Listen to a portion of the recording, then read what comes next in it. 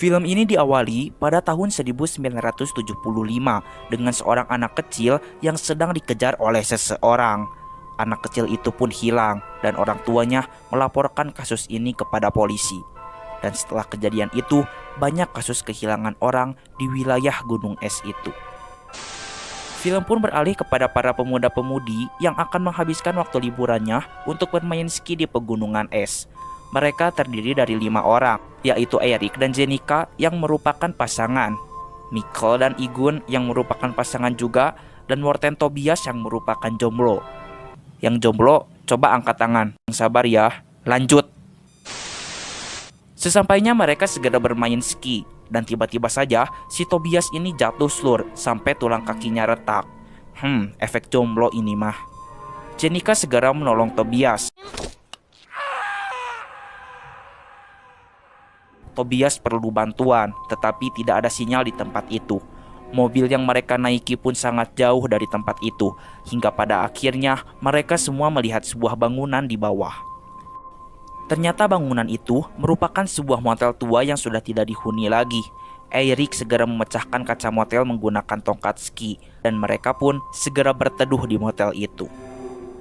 Mereka langsung membuat api unggun agar tidak kedinginan, dan Jenica pun segera mengobati Tobias.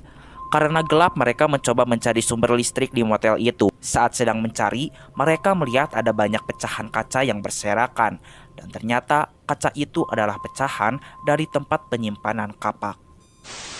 Untungnya Eric tahu tentang listrik, sehingga motel menjadi terang. Mereka sangat bersenang-senang di motel itu, dan meminum beberapa alkohol yang ada di dalam motel. Hari pun semakin larut dan mereka segera tidur. Tanpa mereka sadari, ada seseorang yang sedang mengintai mereka. Ketika akan tidur, Mikkel mau sama Igun. Tapi Igun belum siap untuk melakukan itu, sehingga membuat Mikkel kesal. Mikkel pun keluar dari kamar dan meminum alkohol kembali sambil mendengarkan musik dengan volume yang sangat kencang. Dan di luar terlihat Eric dan Jenica sedang membantu Tobias yang mau kencing. Scene beralih kepada Igun yang sedang galau karena Mikkel marah kepadanya. Igun terkejut karena melihat seseorang yang masuk ke dalam kamarnya. Saat akan keluar dari kamar, tiba-tiba punggungnya ditusuk oleh kapak. Ia pun berusaha untuk kabur, berusaha agar bisa bertahan hidup, meski tubuhnya sudah berlumuran darah. Namun sayangnya, teriakan Igun tidak terdengar oleh siapapun karena suara musik yang terlalu besar, sehingga Igun pun tewas. Keesokan harinya, Mikkel merasa bersalah atas kejadian kemarin dan segera membuatkan sarapan spesial untuk Igun. Karena Igun tidak membuka pintu, maka Mikkel meletakkan sarapan itu di depan pintu kamar. Eric mengatakan jika mereka tidak bisa hanya diam saja di motel ini, mereka harus mendapatkan pertolongan. Oleh karena itu, Eric memutuskan untuk menuju mobilnya agar bisa mendapatkan pertolongan. Jenica segera memberikan kunci mobilnya kepada Eric, dan Eric segera keluar dari rumah. Di luar Eric melihat darah. Setelah dicek, ia pun menemukan jasad Igun yang sudah tidak bernyawa, dan ia pun pingsan. Di rumah, Tobias kelaparan, tapi Jenica dan Mikkel sedang memperbaiki listrik, sehingga Tobias pergi ke dapur sendiri. Mikkel dan Jenica pun menemukan sebuah ruangan rahasia. Ruangan ini seperti ditempati oleh seseorang. Mereka pun menemukan robekan-robekan koran yang berisi kasus anak hilang di awal film tadi, dan melihat ada berita jika motel ini adalah motel iblis. Banyak orang yang hilang di motel ini, dan banyak juga barang-barang yang hilang dari para pemiliknya. Mereka pun mulai ketakutan dan keluar dari ruangan itu. Setelah itu Jenica menghampiri kamar Igun untuk membujuknya agar bisa memaafkan Mikkel. Namun tidak ada satupun jawaban dari Igun. Dan ketika pintu dibuka, ia sangat shock melihat darah yang berserakan di lantai. Mikkel pun mendengarkan suara jeritan Tobias di dapur. Ia melihat banyak darah di dapur, dan setelah dicek, ternyata itu hanya makanan kaleng tumpah saja. Jenica segera mengajak mereka untuk melihat darah yang ada di kamar Igun. Mikkel sangat sedih dan merasa menyesal karena kemarin ia meninggalkan Igun sendirian. Tak lama dari itu, mereka mendengarkan suara seseorang yang masuk ke dalam motel.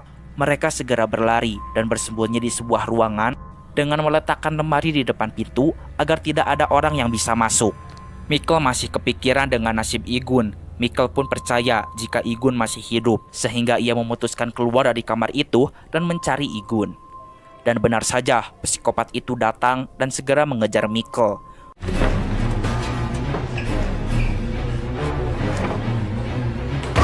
Michael pun berhasil keluar dari motel dan segera bersembunyi di atas atap. Setelah psikopat itu pergi, Michael segera masuk kembali ke dalam ruangan. Michael segera menyuruh semuanya untuk duduk menahan pintu. Psikopat itu pun berusaha untuk mendobrak pintu.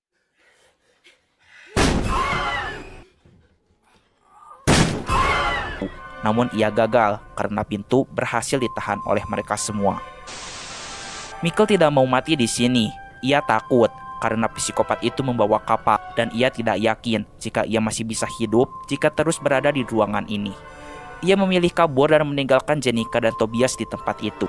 Michael segera pergi ke gudang yang berada di depan motel untuk mengambil ski supaya bisa kabur dari tempat ini. Saat akan masuk gudang, Michael pun menginjak ranjau sehingga ia kesakitan. Psikopat itu pun mendekat dan Michael segera bersembunyi di dalam gudang. Namun pada akhirnya, Michael juga harus tewas di tangan psikopat itu. Jenica dan Tobias sangat ketakutan melihat psikopat itu. Mereka berusaha agar bisa bertahan hidup dan mencari cara agar bisa kabur dari motel ini.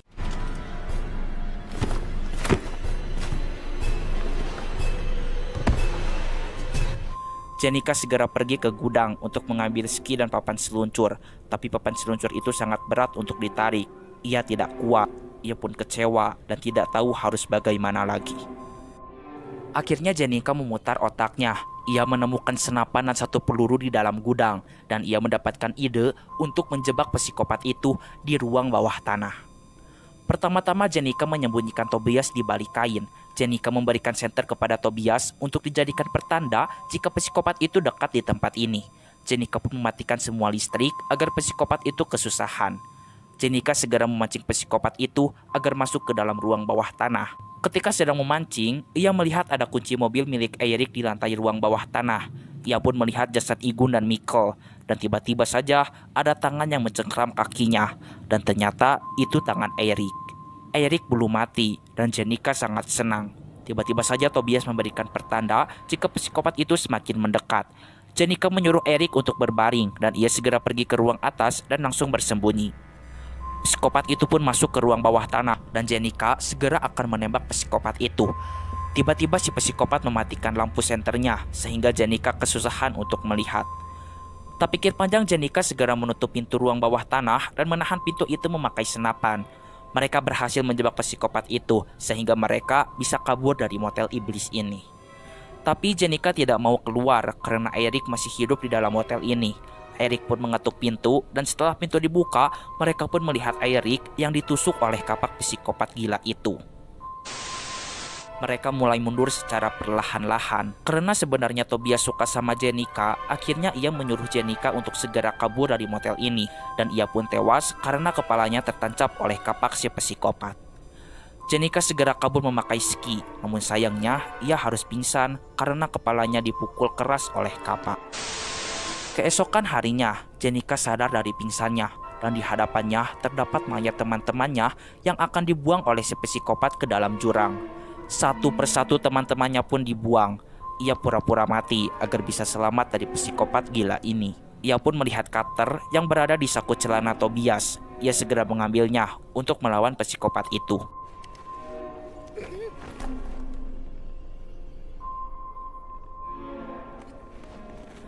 Saat ia akan dibuang, ia pun menusukkan cutter itu ke dada si psikopat.